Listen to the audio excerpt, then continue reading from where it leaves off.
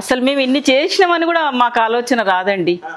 అవి జరిగిపోతున్నాయి అట్లా. అసలు మాకు తెలియకుండానే ఒక స్టెప్ మేము ఎక్కుతున్నాం. కానీ నేను ఇంత చేశాను అంత చేశాను, మా సార్ ఇన్ని లక్షలు పెట్టి గుడి కట్టాడు, ఒక్కరితో చెప్పాడు నేను ఇంత పెట్టానని.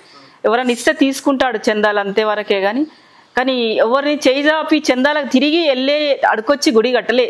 తను స్వతంత్రంగా స్టార్ట్ చేస్తే డబ్బులు వస్తామంటే పెడతానే ఉంటాడు, పెట్టి కట్టిచ్చేస్తాడు. మొత్తం కంప్లీట్ చేసి అన్ని నేమ్స్తో సహా కంప్లీట్ చేసేసాడు గుడి.